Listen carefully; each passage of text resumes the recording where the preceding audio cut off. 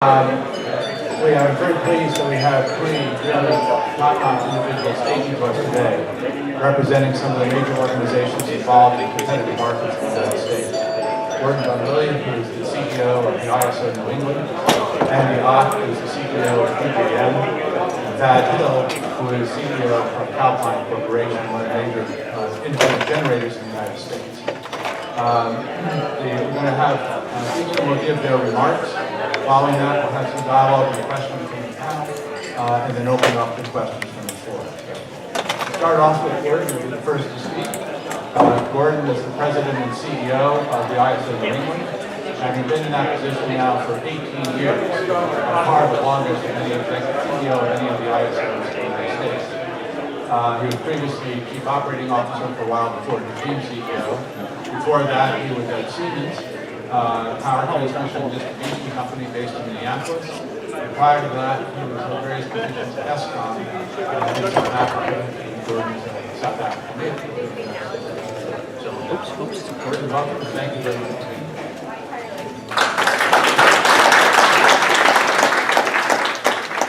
Good morning, everyone. Lovely to be here. Thanks very much for creating the opportunity.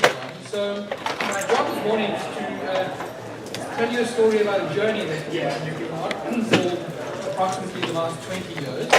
And it started off as a journey to restructuring the wholesale markets, the electricity markets, and has become a journey towards decarbonization.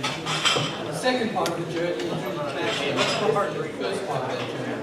So when we restructured the industry in New England in the late 90s, we had three key principles in mind. The first was that competition would reveal true resource costs through competition between buyers and sellers, and that this would be an efficient outcome for consumers in the long run. That those efficiencies would drive innovation and investments in new technologies that would displace less efficient technologies, and that finally we would shift the investment risk from consumers to investors, and this was against the backdrop during the 80s, 70s of some fairly significant cost overruns in the nuclear build-out in New England. So looking forward though, I think New England is going to be focused on decarbonization of its economy. That means taking carbon out of not only the electric sector but also transportation and the building sectors, and that means significant amounts of new renewable energy on the system. And really, these objectives are running smack bang into the principles that we established up front when we restructured the wholesale electric industry. This chart just shows that the region has seen efficiency gains over the last 20 years. The plot really shows you the downward trend in wholesale electricity prices over the last decade. You can see that it's approximately half of what it was a decade ago. But you'll notice that there's also some volatility in certain years where the price jumps up, and that's all driven by spiking natural gas prices, particularly when it gets cold. And the reason for that is that the region, as it has transitioned into natural gas generation, has not made enough investment in gas infrastructure to supply that generation, and I'll unpack that part of the story a little bit more later on. This slide just sort of shows you how dramatic the transition has been. If you go back to 2000, about 40% of the energy in the region was coming from oil and coal. And in New England, the oil, which is heavy oil, is pretty much like coal. You can think of it as coal, really. And you can see that, fast forward to 2017, less than 3% of the energy was coming from those fuel sources, primarily in the wintertime. And that the region has shifted to half of the energy coming from natural gas.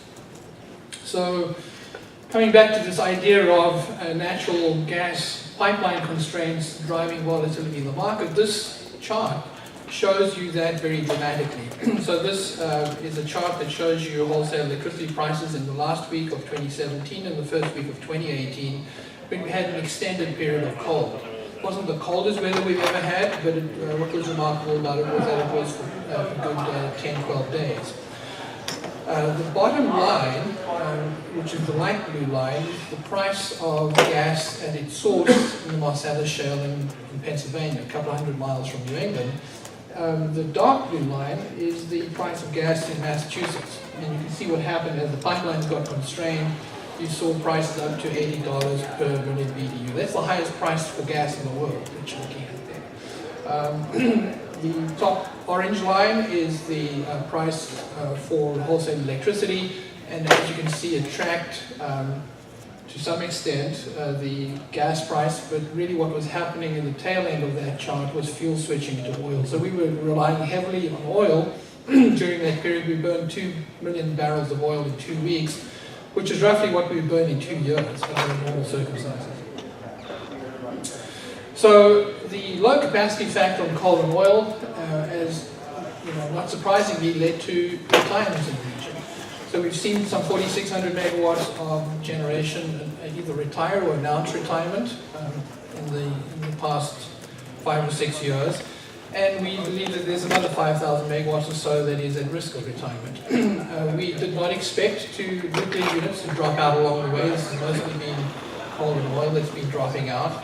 But the real conundrum for the region is that these resources that have been retiring and are forecast to retire are the very resources that we rely on to get through these extended cold snaps. And so that immediately becomes a limiting factor around how well the wholesale market can work. And I'll expand that thought in a minute.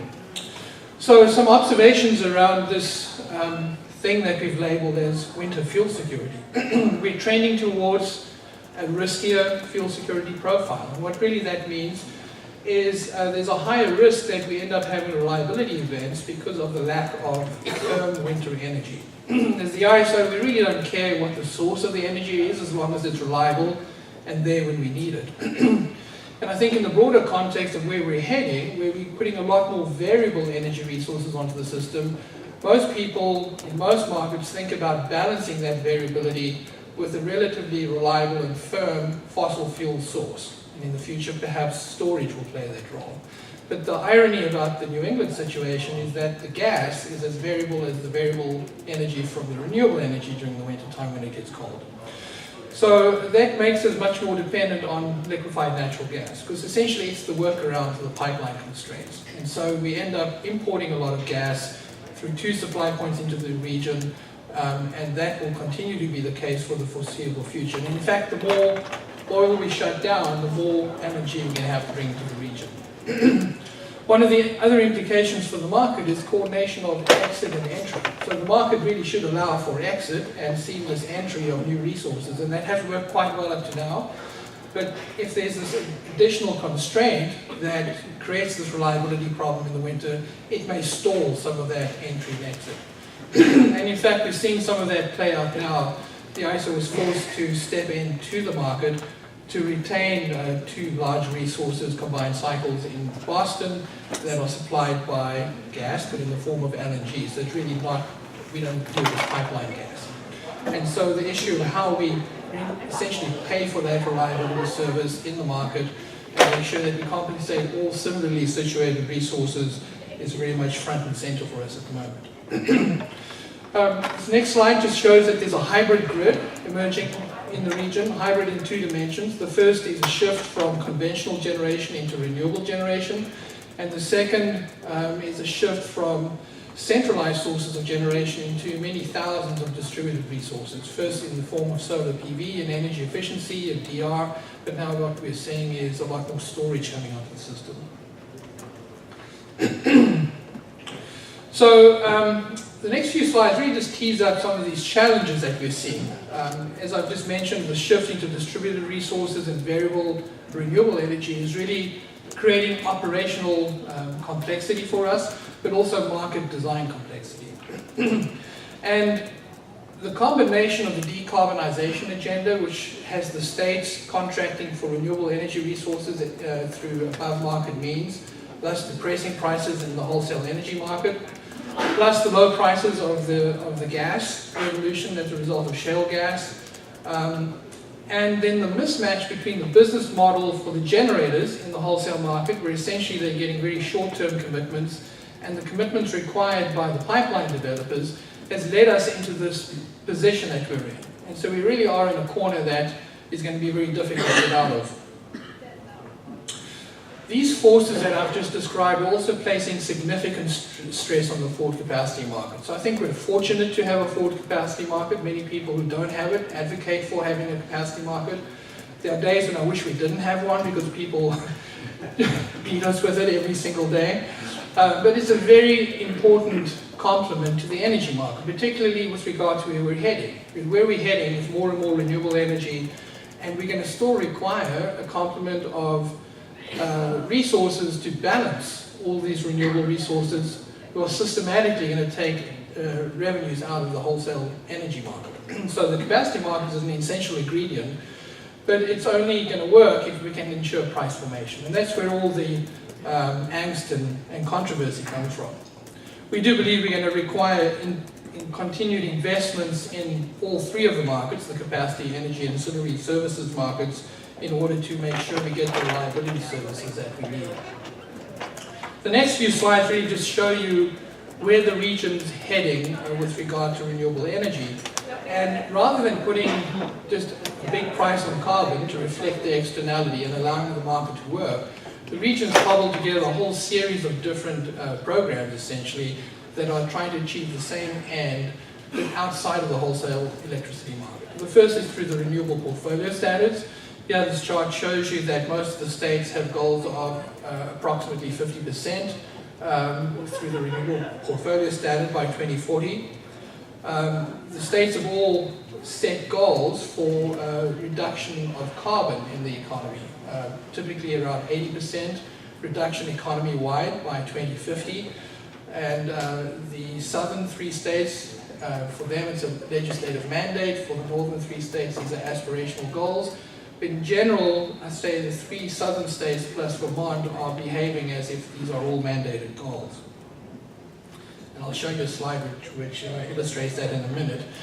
So the other thing we've seen, and we've seen it primarily in the southern three states and Vermont, is a massive shift into solar PV. And New England is not the first place you'd think about putting solar panels because the sun doesn't shine a lot up there, particularly in the wintertime. But we've seen significant growth. And we're projecting to be at around 6,000 megawatts by 2027. We're already just short of 3,000 megawatts, and it's having a dramatic impact on the system. The great duck curve that California made famous is alive and well in New England. This chart shows you the impact it made on the grid in a relatively light load condition in the spring, when we had lots of other renewable resources on the system, but also a sunny day in the spring when loads were relatively light, some 2,300 megawatts of solar sort of sliced out of the conventional load curve. So that has a dramatic impact on the system. Predicting when this is going to happen is becoming more challenging as well. This next slide is an interesting slide. What we've done is we've counted up all the various mandates that the states ought to be acting on in terms of contracting for additional renewable resources. And it ranges from imported hydro to offshore wind, vast quantities of offshore wind, more onshore wind, and some additional solar. And we total up the nameplate there at some 5,600 megawatts of additional resource. Now think about this for a minute. New England's a relatively small region. It's a 32,000 megawatt system, and we're putting big quantities of above market resource into the market and expecting the market to work. And that's really the big challenge for us. This next slide shows you what's in the queue. This is what the pie chart on the left shows you what people are applying to interconnect to the grid. This chart used to be dominated by natural gas. Today, only 23% of what's in our queue is natural gas. By far the dominant resource now is renewable energy. The chart on the right just shows you the wind resource in the region. The bulk of the onshore resource is typically up in northern New England and Maine. Weak transmission system will be expensive to connect it all.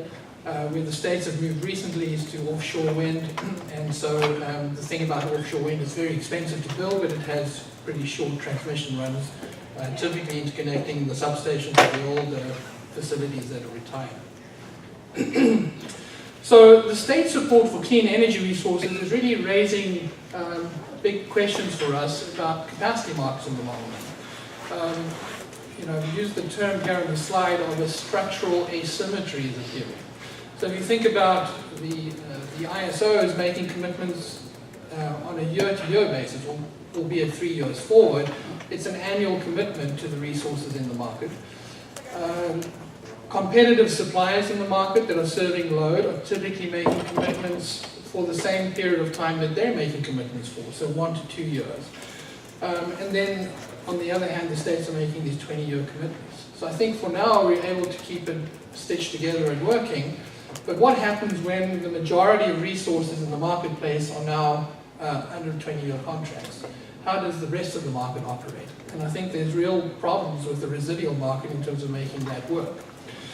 So the question we have on our mind in the very long term is, how do we adapt the market to these new realities? Would it be possible to steer the states into pricing carbon and get them out of economic development? Because the other thing I haven't mentioned up until this point in time is that what the states are doing is as much about economic development in their state as it is about decarbonization.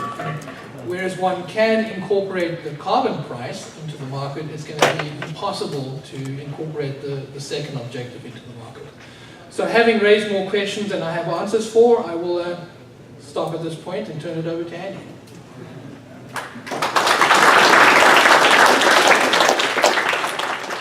Gordon, thank you very much.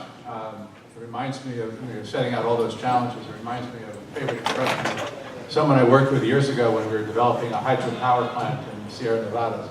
He said the project was filled with nearly insurmountable opportunities. I think that's what we find ourselves.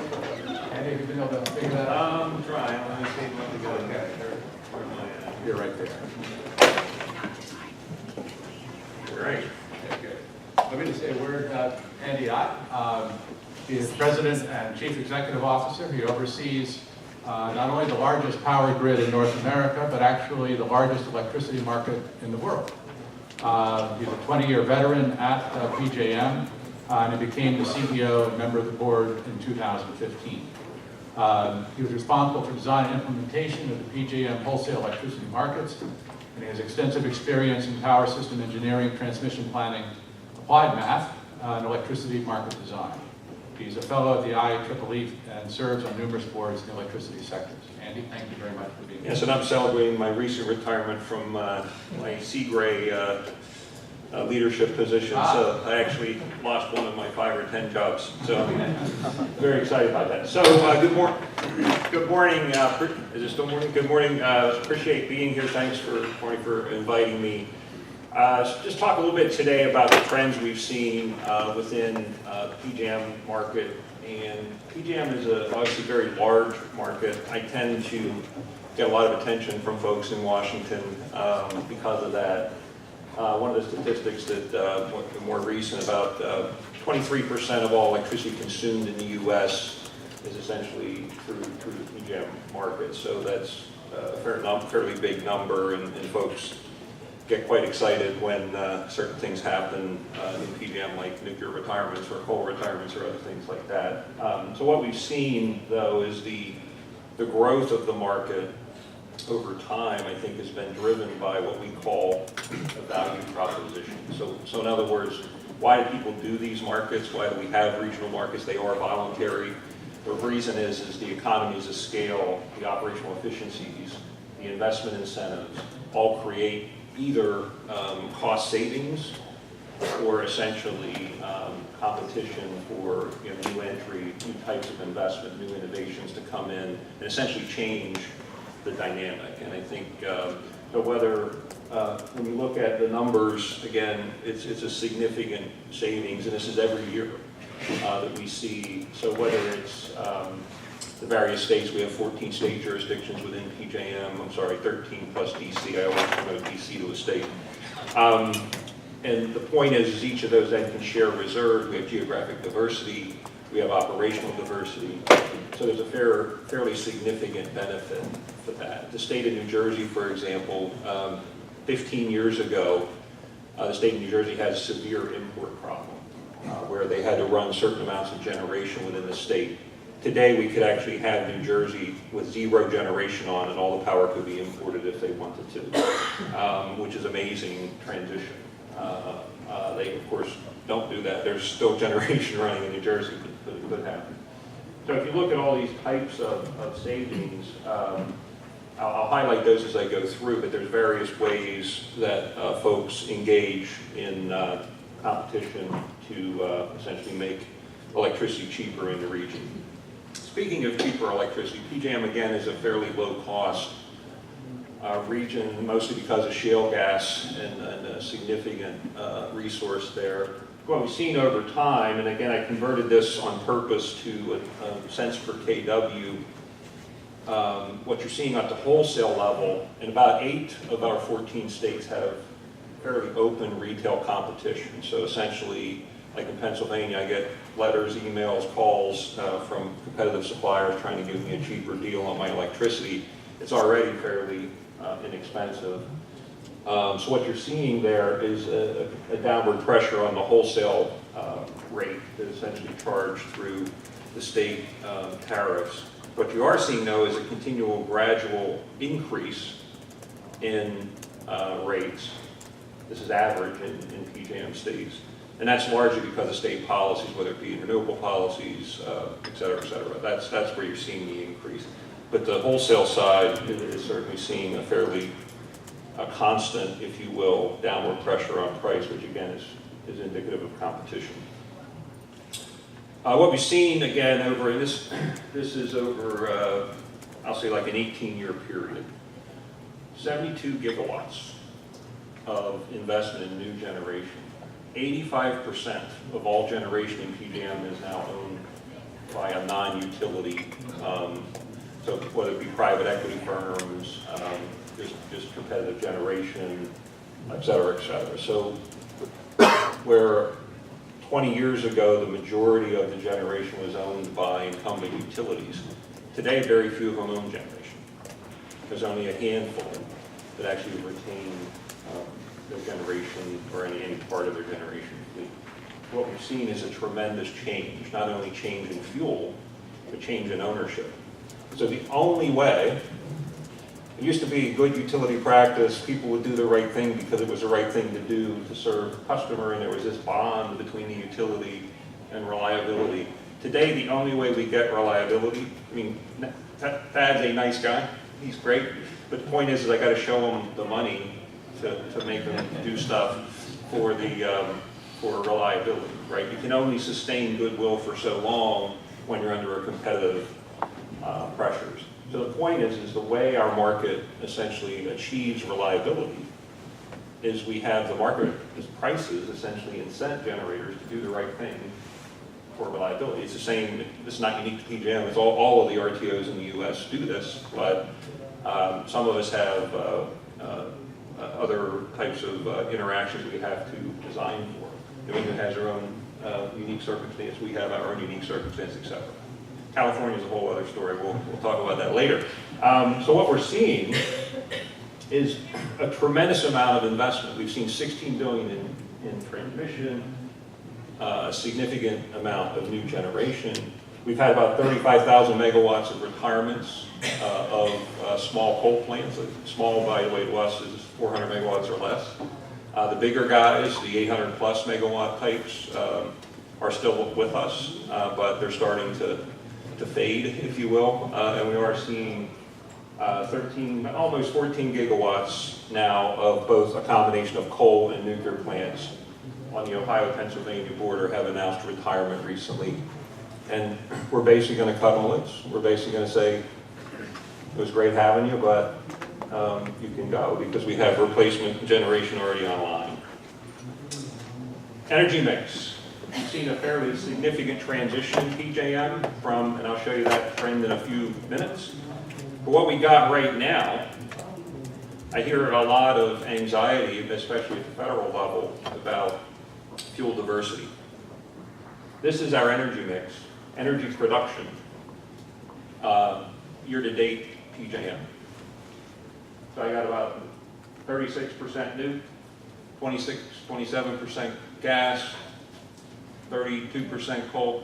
That's pretty diverse. That's a pretty diverse mix.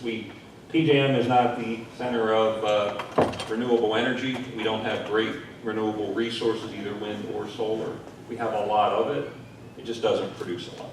So we're about 5% total production of renewables. And we still have a little bit of oil hanging in there, and that happens when the gas prices get high, and we get a little bit of oil burn. But that's the type of diversity that we've seen. So there's no burning platform here from a fuel diversity perspective. Here's the trend, what you've seen over time. You're starting to see nuclear plants go off on economics. I'm sure you've read about it. It is starting to happen. We are starting to see some of the smaller single unit nukes put in retirement requests. It's been very controversial, mostly at state level. There's a lot of jobs issues there. It's actually fascinating. So when I was hired on to do this job, they said, we want reliability at least cost, design markets to produce high reliability at least cost. And that's what we did. But today, reliability at least cost is not good enough. We need to have other interactions in there, whether it be carbon,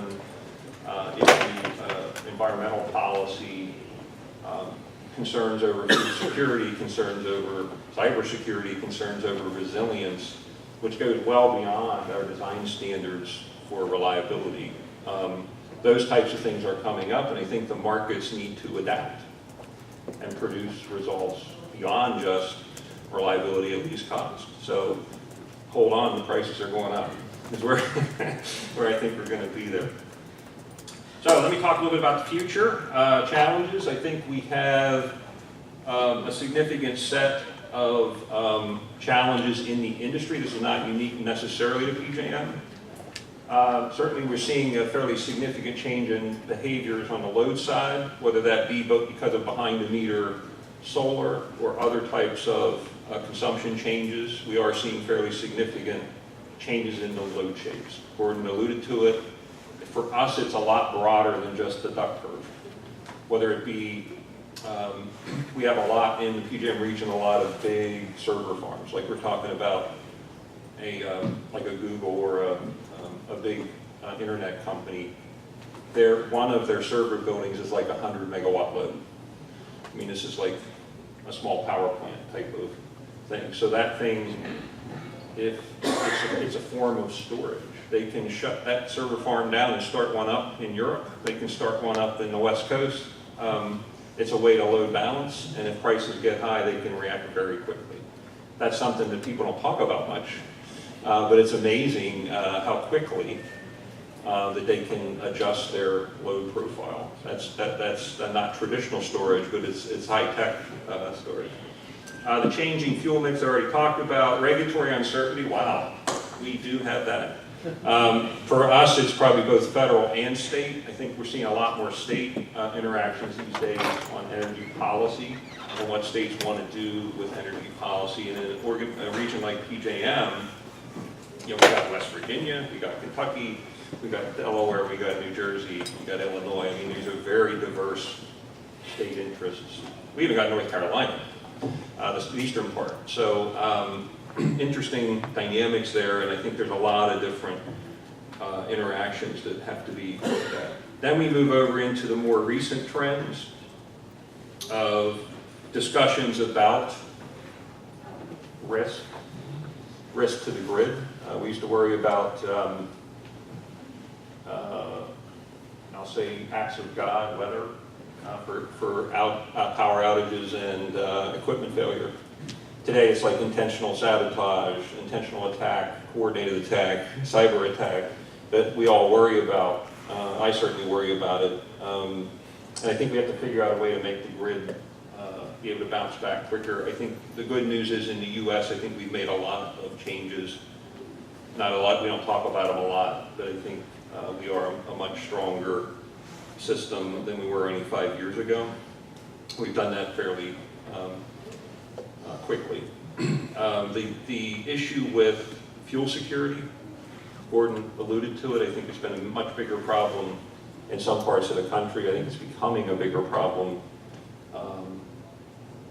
in areas like, whether it be California, whether it be New England, whether it be in PJM, we're seeing a fairly significant change in our mix, as I alluded to. But I think the question comes down to, can we incorporate fuel security into the reliability platform and into market pricing? I think the answer is yes. I think we need to do that. I don't think it's going to be very expensive. I don't think it's a major change for us. In some areas of the country it would be. In PJM, we're fairly diverse. I don't see it. But I do think we have to deal with that issue. I'll talk about that in a few minutes. Cybersecurity and system resilience. Planning the system to be able to bounce back quicker.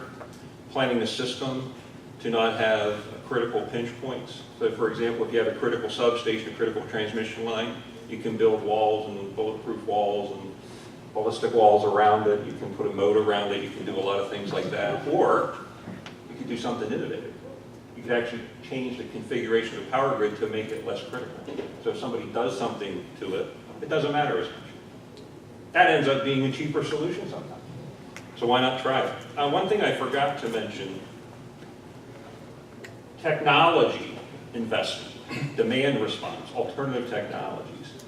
We've seen a tremendous amount of demand response, in other words, very intelligent reaction to, or customers can actually change very quickly their consumption pattern in response to a signal from us. The other big change is reserves, very fast acting response, like 4-second response to frequency control. 25% of our frequency response now is provided by non-generation.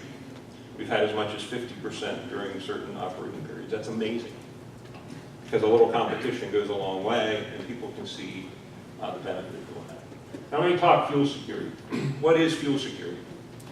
Essentially what it means is each type of generation has its issue that's unavailable for certain types of events. Think the most recent, think hurricane. A lot of nuclear power plants, contrary to popular belief, they do have to shut down when you have high winds. That's just the way it is. That's a regulatory requirement. So what we see is nukes have a problem, if you will, in certain weather conditions. We've had a big one about 3 years ago out in the Chicago area. It was very hot, stayed hot for a sustained period of time. Some of the lakes got warm. All the nukes had to shut down because as they were discharging into the lake, it was raising the temperature too much, killing whatever critters lived there, and we had to shut them all down. Extreme hot weather, they were vulnerable. You think about coal plants, how can they be vulnerable? I mean, there's certain transportation bottlenecks, there's certain weather patterns we've seen in the past. You look at gas units. Gas units have a lot of high stress on the gas system in the winter. If we have a situation where somebody attacks the gas system during a high stress time, can we survive essentially with alternative fuels? Will the liquid fuel backups be sustainable? That's a big problem. It can be a big problem. Certainly it's bigger in some areas than others, but for us, we have to look at it. So that's essentially what we're doing. We're going to put a big study out probably by the end of October. It essentially talks about the state of affairs. If it finds a problem, it'll also suggest a solution. And the solution is not keep a specific type of power plant, of course. It's to provide fuel security, I'll say criteria, and then pay for it through a market mechanism. Lastly, I think about where the grid is headed. One of the things that I talk a lot with policymakers, whether it be at the federal level, legislative, whether it be at the federal level, I'll call it the big three-letter agencies, or at the state level. I think the question becomes, okay, we've had a very good 20-year history. I think Gordon alluded to this. And certainly I feel the same in PJM and in the other RTOs in the U.S. We've had tremendous success in delivering high-quality operations, regional operations, economies of scale, people sharing reserves, keeping the prices of electricity down in those regions. It's been very successful. We've seen a lot of innovation. The point, though, is as the system's becoming more and more dynamic, people want more. It's not the same old load pattern that we used to have. It's not, electricity demand is no longer driven by temperature and humidity. There's a lot of other factors. People want cleaner energy. People want jobs in their state. People want other things that we never designed these systems for. A carbon price makes a tremendous amount of sense, but everybody's afraid to do it because of politics. So the reality check is, how are we going to get there? And my point to the folks I'm talking to is, look, if we're going to make the grid sustainable for the next 20 years and these enterprises sustainable for the next 20 years, we've got to take a pause and think strategically. Because right now we're talking a lot about current situational issues and short-term thinking. So as we look at the market design, we think the energy market, you see this in California, you see it in other parts of the country. Flexibility is paramount in places where you don't have a lot of flexible generation anymore. But the point is people aren't paying for it. You can't sustain. It is not a great, hope is not a good strategic plan, right? One. Two, a strategy to go to the state or the federal government for a handout and to save a generator that's needed for reliability is not a strategic plan. If you want to, you can go back and re-regulate the whole thing and lose all the benefits of competition. Or you can start to incorporate those necessary operating requirements into the market pricing. You got to do one or the other, because you can't keep this process up of saying I'm going to try to save the system by having individual plants have to basically announce retirement in order to get a handout. So my point is the market design needs to incorporate flexibility. Well, certainly PJM will put out a strategy for that. We have already. We're going to try again. The notion of resilience and how do you price that in, how do you accommodate, if you will, those types of initiatives. One thing within PJM, just one form of resilience is the ability, if the system gets knocked out, bring it back very quickly. Microgrids are great at that, right? Distributed resources are great at that. How do we pay them? How do we get them to do what we need them to do? We have 9,000 megawatts in PJM of distributed assets that within minutes could respond to our signals. And there's 10,000, 20,000 different sites, right? All we have to do is deploy technology. We can use those to help restore the system. So anyway, bottom line is there are ways to move forward strategically, and hopefully we'll get there. But I do think we need to engage the conversation about how does the grid actually evolve into these types of environments. And thank you very much. Appreciate your attention. We'll look forward to questions.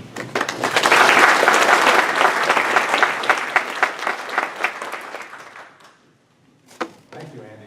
And I can certainly attest to the importance of cyber issues as being a whole new realm that we're all involved with. Management and boards of the various ISOs. It's a very good addition.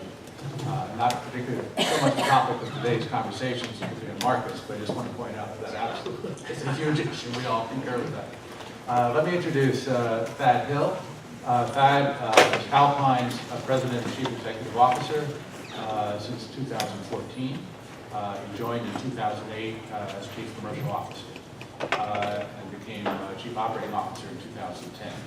Prior to Calpine, Thad was worked with NRG, was Executive Vice President of Texas Genco for several years.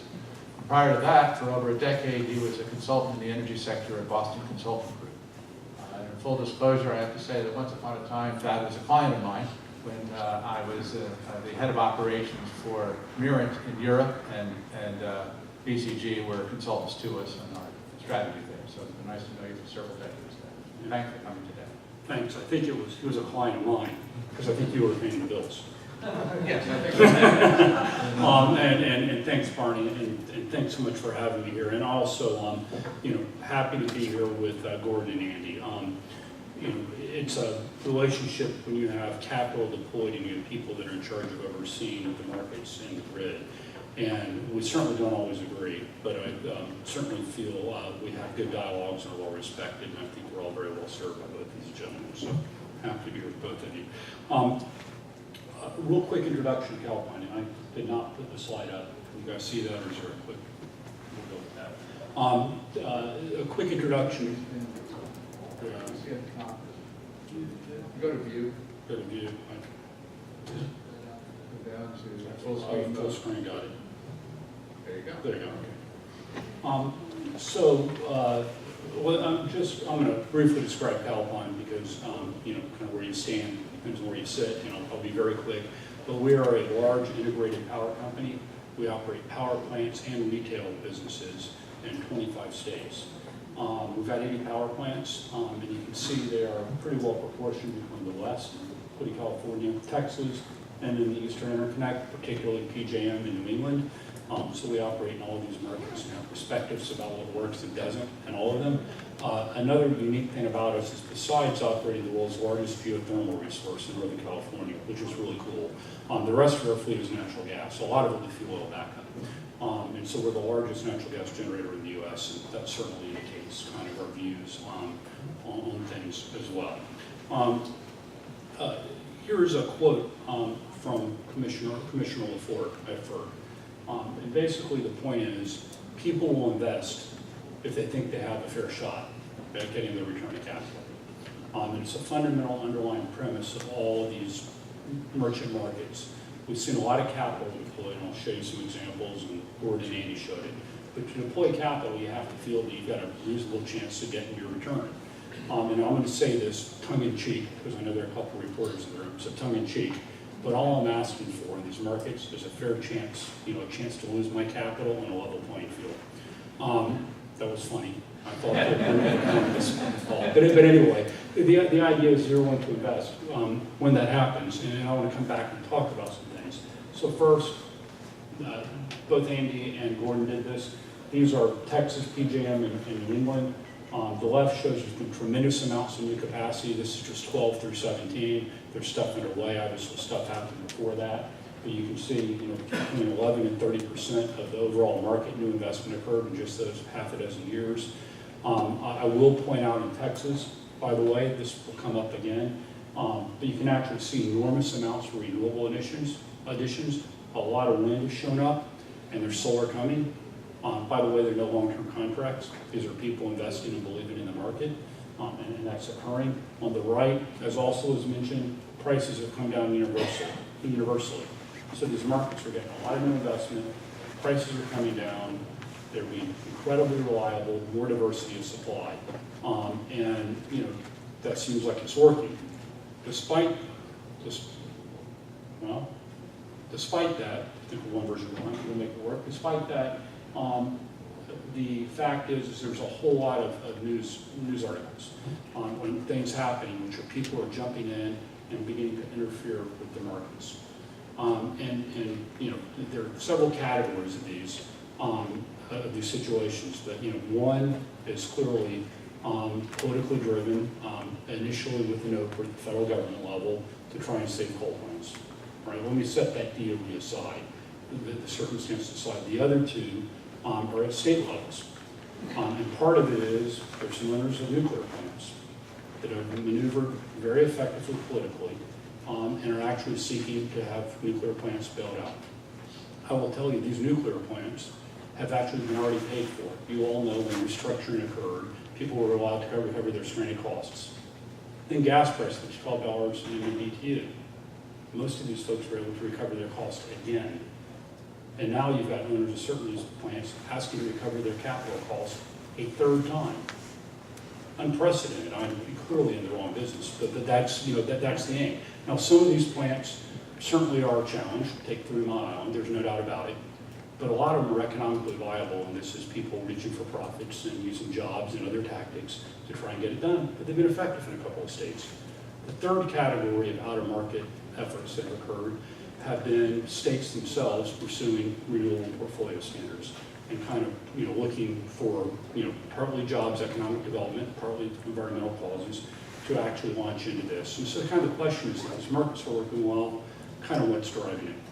You know, one personal view is that, you know, people tended to trust markets. We had the '08 crisis occur. People felt a little less good about markets, and we've now moved into an era of populism. Left, right, it doesn't matter. And government is actually taking more control, mandates are increasing, people are stepping into market mechanisms in a way they hadn't before. But regardless of the cause it's happening, despite the evidence that markets are working, and we certainly have to live in this world, and we have to figure out how to deploy capital in this world, which matters very much on the market mechanisms, which I'll come back to in a minute. I'm just going to, you know, put this up there. I don't need, particularly because our economists in the room, to spend too much time on this. But on the left-hand side, those three blue bars are the current carbon pricing mechanisms in the U.S. RGGI, which is in largely the Mid-Atlantic and the Northeast with some states. The new Massachusetts carbon program, as well as AB 32, which is the California carbon price. And you can see you've got prices, you know, at the high end in the teens. Meanwhile, these are the unsubsidized costs, according to the federal government, of different technologies, be it onshore wind, solar PV, Canadian hydro being imported, or offshore wind. And so, you know, we've got $15 pricing signals, and in some cases, you know, $300 megawatt hour resources. By the way, if you were to put behind the meter solar on here, it would be off the chart above it. And this is not to say that this is going to change overnight, but I did just want to make the point that, you know, this is a little out of whack, and that over time the right thing is to have a carbon price and let people compete on a level playing field versus a mandate-driven world. And that's certainly something we've advocated for. That's not the world we live in right now. We acknowledge it, but I just, you know, with again, given this association, I think it's worth noting. So let's talk about markets and market structure. There are really three basic models. And I'm kind of borrowing this a little bit, again, from Commissioner LaFleur that has used similar, although, you know, more colorful language than I will. But on the left are competitive markets.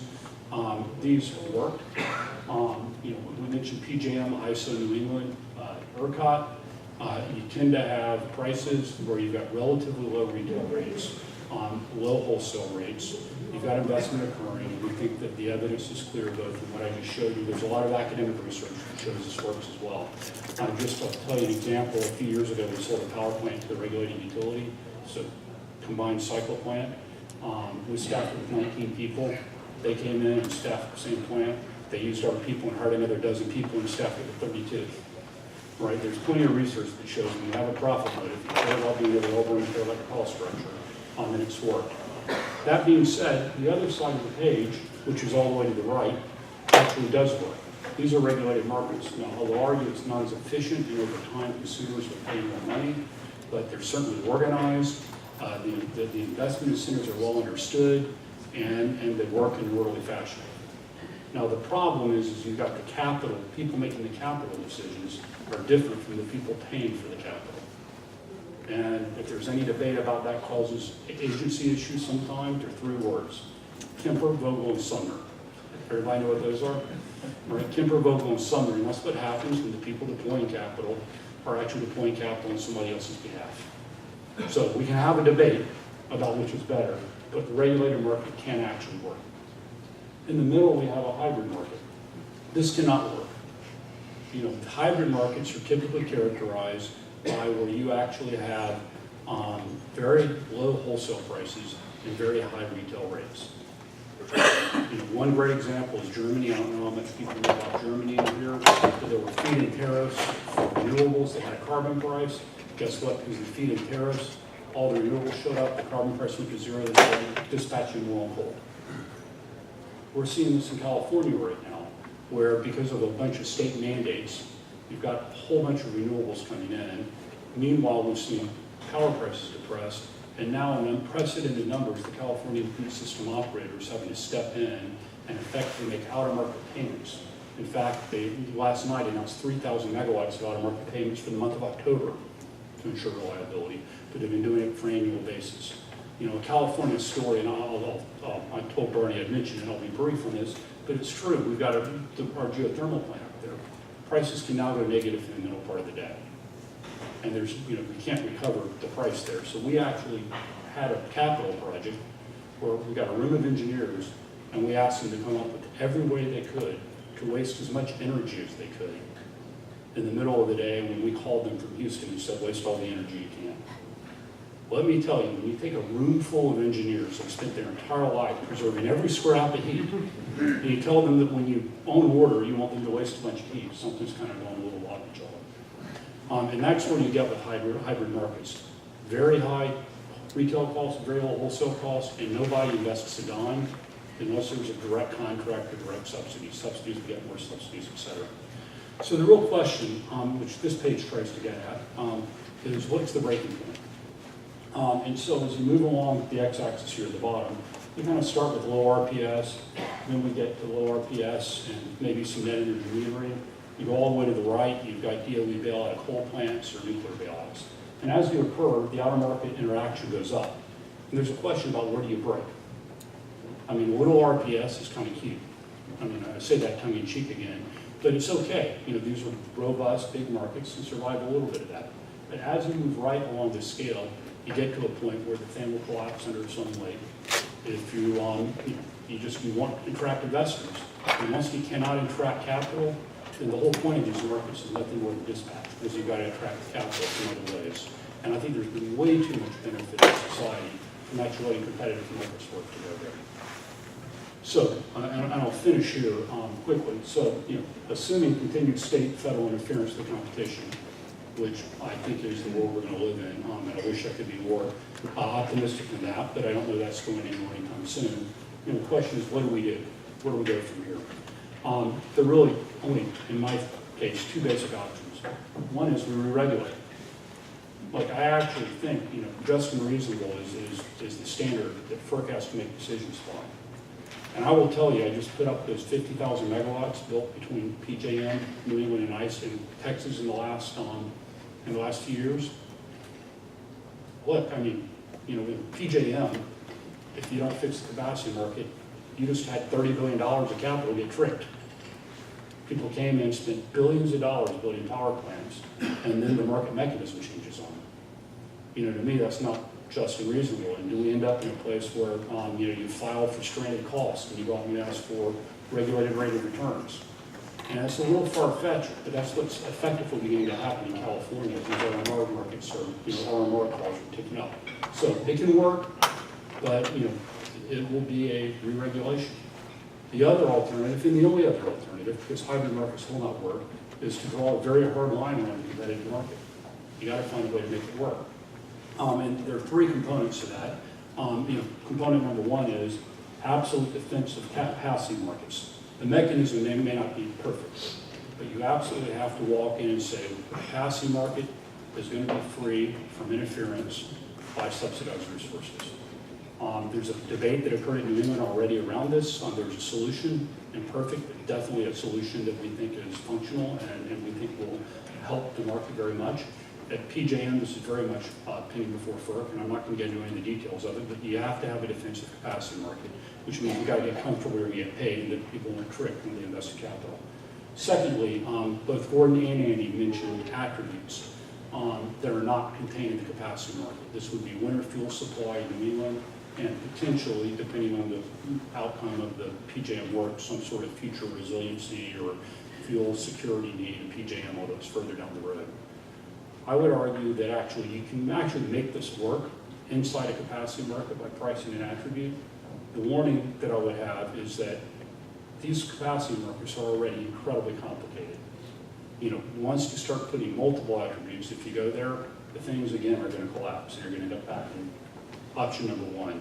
So while I think pricing an attribute is fine, it can't fix everything for everybody in pricing the attribute. And at a certain point, you're just going to have to stand up and let the market work. So.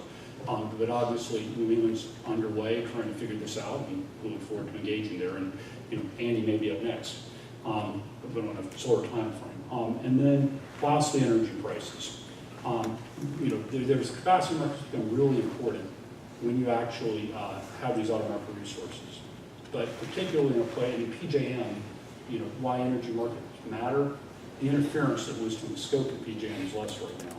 In New England, we've got the potential to put it up to thousands of megawatts in a relatively modest-sized market of zero marginal cost resources coming in.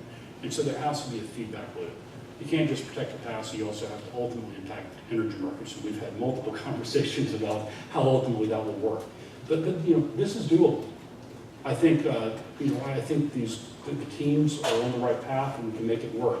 But either you do all the things you have to talk about in the blue boxes here, or we ultimately will end up, you can't make a hybrid market work. Because we, and I don't think others, will deploy capital.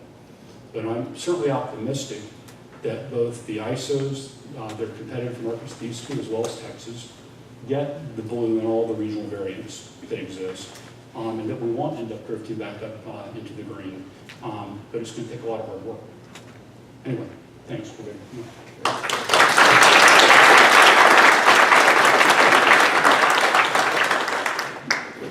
Thank you all very much for teeing up so many really crucial issues that we have to grapple with. And I'll say as a member of the board of ISO New England that we all feel this duality, that there has been this tremendous progress in the use of markets to bring forth an enormous amount of additional investment, to bring down prices, to serve consumers better.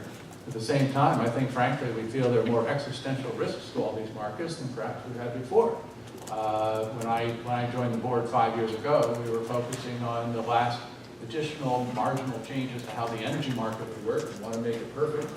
And now we're debating how we're going to handle the issues that Gordon, Andy, and Thad framed, and try to hold on to our mission, which is to use markets to try to bring about the best results, including reliability. So these are really important issues, and I think it's very hard right now to project where all this will go, but that's why I want to turn to the panel here to ask their views on these really important questions. First, if I could turn to Andy and Gordon, I think Thad framed his views that you have really two poles here of either ultimately a regulated market on the one hand, or essentially a fairly pure regulated market on the one hand, or a fairly pure market-oriented situation on the other, without much scope in between, or it's a slippery slope in any event. And I'd like to ask your views about what you see happening in your respective jurisdictions, and what are sort of the interventions that you see as arguably being tolerable, but still maintaining your mission. And at what point do you see sort of the rubber band snapping? At what point would you see that the out-of-market interventions could potentially really damage the ability to meet controls? Okay, so I'll jump in and test the temperature of the water here and let you know what it's like. As I look at this, first of all, I think Thad did a very nice job on that last slide. I saw a couple of you taking pictures of it, sort of like laying out the choice. And for me, it's very clear. We've got a mission to achieve reliability through markets. So there's no doubt in my mind we're in the bottom end of that chart. Our job is not to go back and figure out re-regulation. The reality is, though, as we work, put all that hard work in that Thad mentioned, in the bottom half of that chart, it's going to end up driving huge politics.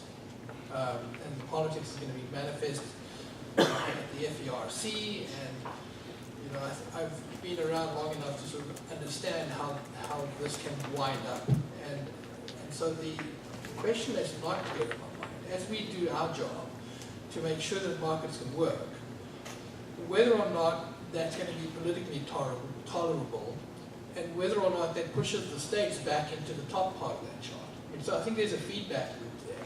So I think there's no doubt in my mind we've got to do what we've got to do, and it's going to be a very bumpy ride over the next 10 years as we do that. But that might create political pressure that pushes us back in that direction. Andy, do you want to comment as well? Yeah, well, again, I think, at least in PJM, a lot of the reason the states went to a competition model is the regulatory model was too expensive. There were too many vocals and summoners and these other types of bad investments. And unfortunately, in the 20 years, I think people have forgotten that. I think the politics, again, is evolving. But as I look at what's happening within the states, there's two main drivers for these out-of-market actions. One is renewable policy, if you will, or climate policy. And the other is the jobs thing and not wanting to lose, essentially a tax base, and that's in the nuclear side. Not really seeing the states meaningfully jump into saving coal. That it's really either the nuke or the enviro stuff. And